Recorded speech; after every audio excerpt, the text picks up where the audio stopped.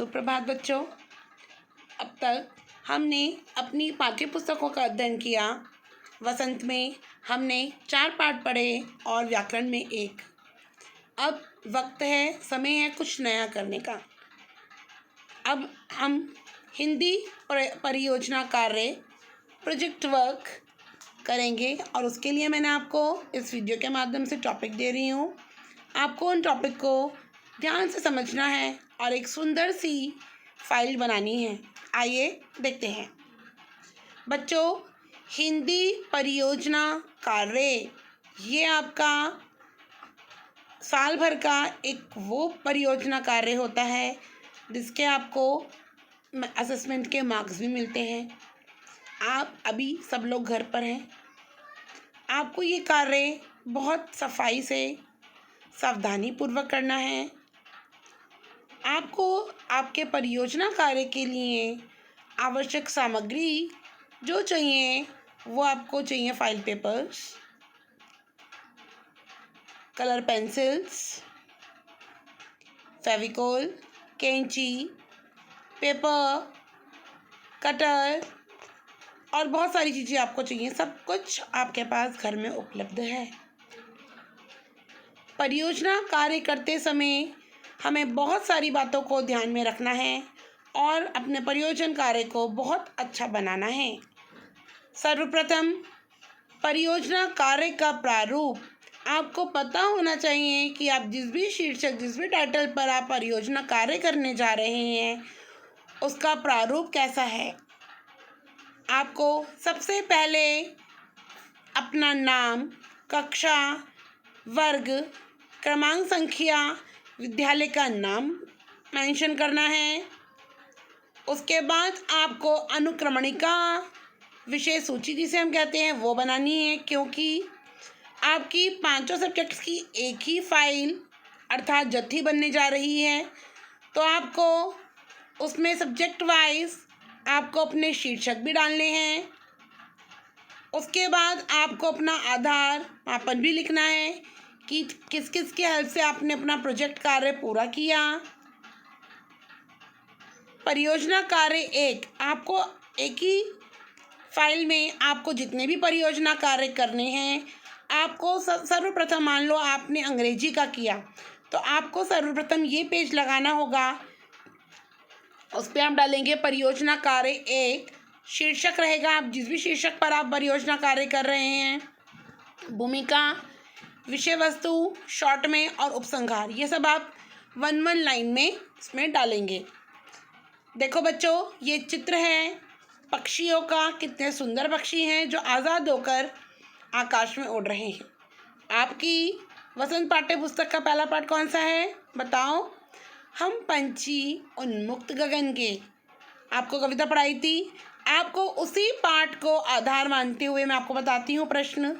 अपनी पाठ्य पुस्तक वसंत भाग 2 में शिव मंगल सिंह सुमन जी द्वारा रचित कविता हम पंछी उन्मुक्त गगन को आधार बनाते हुए लोगों में स्वतंत्रता की भावना जागृत करते हुए पराधीनता का अनुभव शीर्षक पर एक स्वरचित कविता लिखनी है। बच्चों, आपको पाठ में जो पुस्तक में आपके जो पाठ है हम पंछी उन्मुक्त गगन के, उस कविता में मैंने आपको बताया था कि कोई भी बंधन में नहीं रह सकता, सबको स्वतंत्रता पसंद है।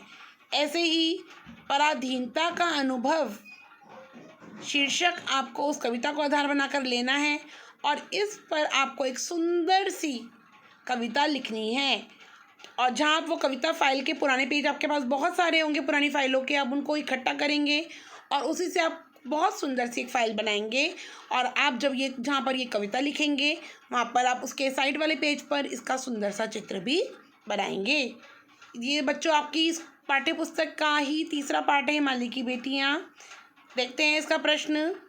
अपनी पाठ्य पुस्तक वसंत भाग 2 में लेखक नागार्जुन जी द्वारा लिखित निबंध हिमालय की बेटियां को आधार बनाते हुए गंगा नदी के आविर्भाव के संबंध में एक पौराणिक कथा प्रचलित है।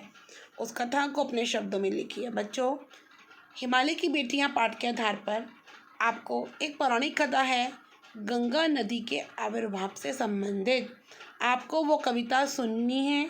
आपको जोकी तो नहीं लिखनी है, आपको वो कहानी सुननी है, कथा सुननी है और उसको आपको बहुत सुंदर तरीके से अपने शब्दों में, अपने परियोजना कार्य में लिखना है। हिंदी दिवस, हम हर साल अपने विद्यालय में हिंदी दिवस मनाते हैं।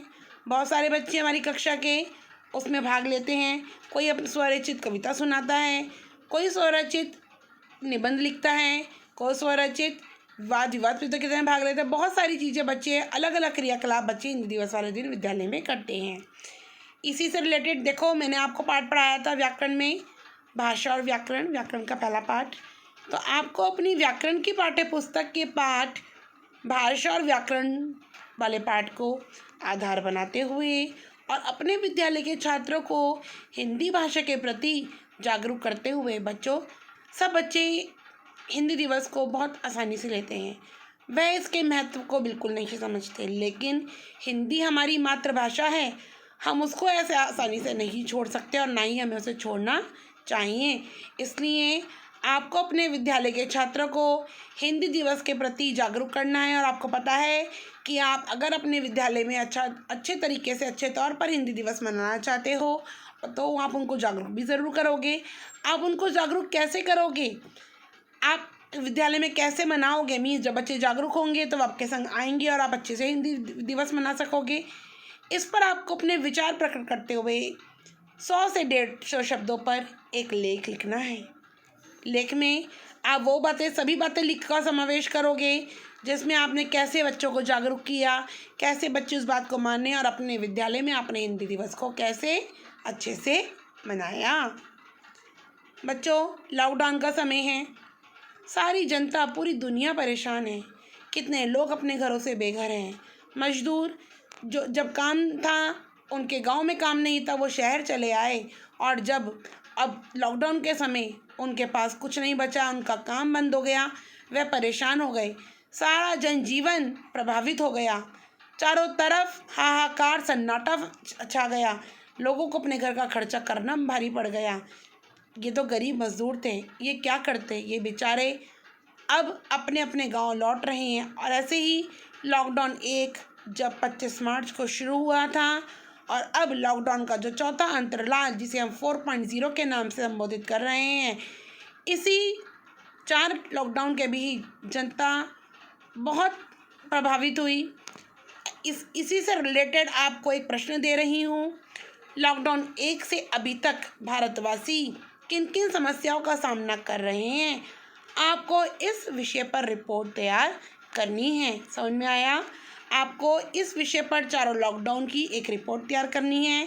लॉकडाउन 1, लॉकडाउन 2, लॉकडाउन 3 और लॉकडाउन 4.0। आपको अभी तक इन लॉकडाउन के ऊपर एक रिपोर्ट तैयार करनी है। बच्चों, आपको जो 4 प्रश्न मैंने दिए हैं, आपको उसके लिए सहायक सामग्री मैं बता दूं, टीवी, इंटरनेट और समाचार पत्र। आपको इस फाइल को सुंदर बनाने के लिए, इसमें सारी बातों का समावेश करने के लिए, जानकारी प्राप्त करने के लिए आपको इन 3 चीज़ों की सहायता लेनी पड़ेगी। और अपने माता पिता से भी आप उनकी सहायता ले सकते हैं। आपके घर में अखबार आता है, आप उनसे चित्र काट कर भी अपनी फाइल में चिपका सकते हैं। आपको दिया गया समस्त ग्रीष्मावकाश प्रयोजन कार्य पुराने पृष्ठ की एक सुंदर सी नत्थी अर्थात फाइल बनाकर उसमें करना है। आप ये कार्य बहुत सुंदर तरीके से करेंगे, आपको ये समझ में भी आ गया होगा। आप घर पर रहें, सुरक्षित रहें, हाथ धोते रहें और गर्मी से भी बचे रहें। अपनी पढ़ाई का विशेष ध्यान रखें। धन्यवाद।